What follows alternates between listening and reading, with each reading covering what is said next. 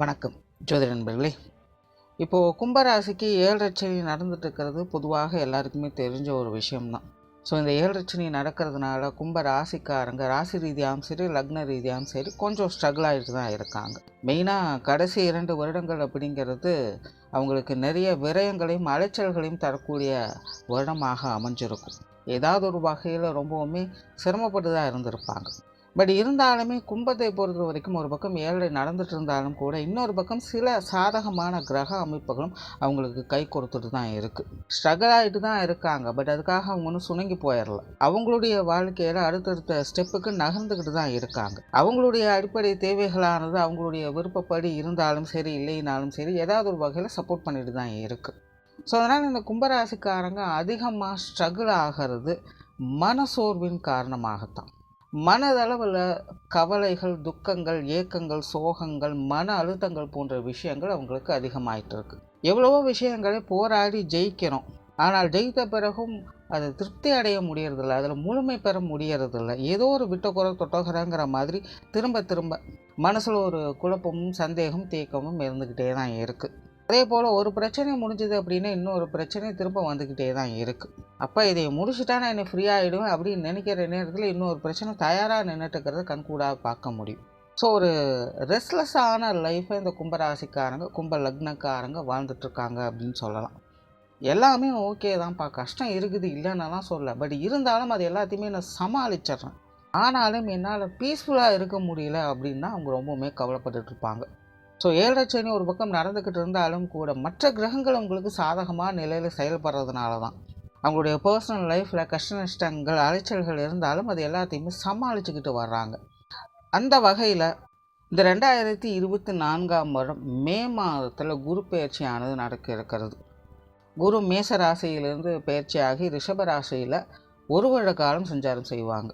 அப்போ இந்த கும்பராசி கும்ப லக்னக்காரங்களுக்கு 4ஆம் இடத்துல அந்த ஒரு வருட காலம் குருவினுடைய சஞ்சாரம் இருக்கும். பொதுவாக 4ஆம் இடத்துல குரு அமர்றது அப்படிங்கிறது ஜோதிட ரீதியாக ரொம்பவுமே சிறப்பு வாய்ந்தது. கும்பராசி கும்ப லக்னக்காரங்களுக்கு இதுவே ஒரு மிகப்பெரிய ப்ளஸ்ஸாக அமையுது. ஏன்னா இது வரைக்கும் ஒரு சில நேரங்களில் சாதகமான கிரக அமைப்புகள் கிடைக்கப்பட்டதுனாலே பல பிரச்சனைகள் ஓரளவுக்கு சமாளிச்சுட்டு வந்துட்டாங்க. பட் இந்த டைமில் ஒரு வருட காலத்திற்கே ஒரு சாதகமான கிரக அமைப்புகள் அப்படிங்கிறது ஒரு பெரிய பெனிஃபிட் தான். தவிர குரு இங்கே முழு சுப கிரகம், குரு பார்க்க கோடி நன்மை அப்படிங்கிறது எல்லாத்துக்குமே தெரிஞ்ச ஒரு விஷயம்தான்.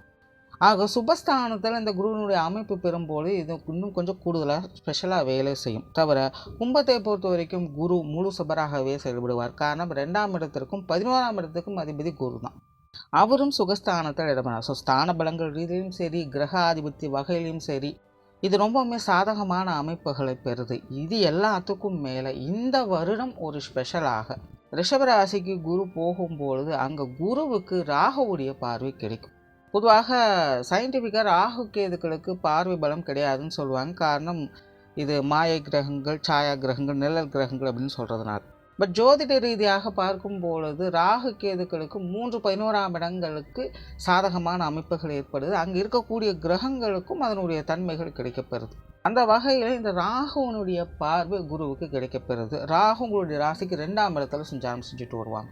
பொதுவாக இந்த ராகு கேதுகளுக்கு 2 இயல்புகள் இருக்குது. கேதுவுடைய பார்வை கிடைக்கும்போது அது ஒரு மாதிரி செயல்படும், ராகுவுடைய பார்வை கிடைக்கும்போது அது வேறு விதமாக செயல்படும்.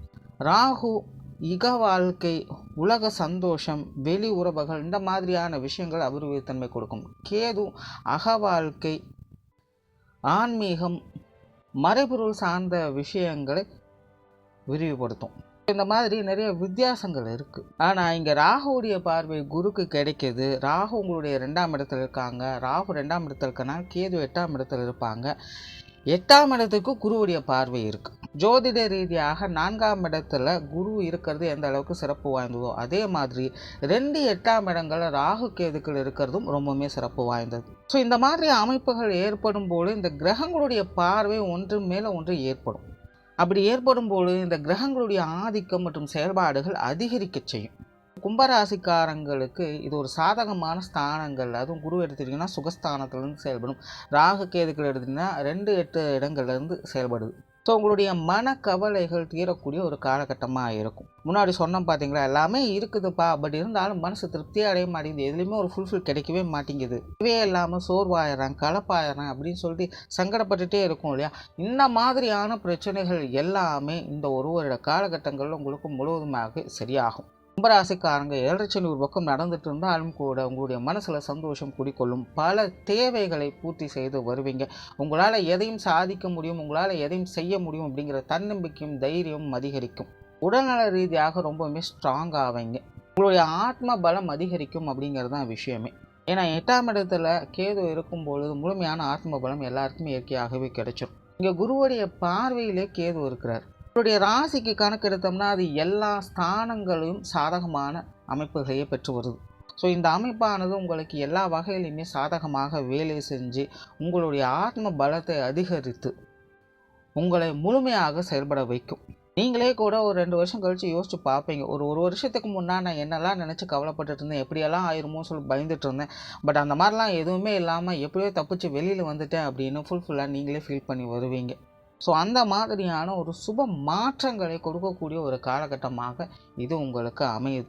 இந்த ஆத்ம பலம் அப்படிங்கிறது ரொம்பவுமே சிறப்பு வாய்ந்தது. இந்த யோக வாழ்க்கையில் ஈடுபட்டு கொண்டிருப்பவங்களுக்கு அதனுடைய முக்கியத்துவம் என்ன அப்படிங்கிறது தெரியும். ஏன்னா அதுதான் எல்லாமே, அது இல்லைன்னா எதுவுமே கிடையாது. ஸோ அந்த மாதிரி உங்களுடைய ஆற்றலை, உங்களுடைய ஆத்ம பலத்தை அதிகரிக்கக்கூடிய வகையில் இந்த கிரக அமைப்புகள் உங்களுக்கு சாதகமாக அமையுது.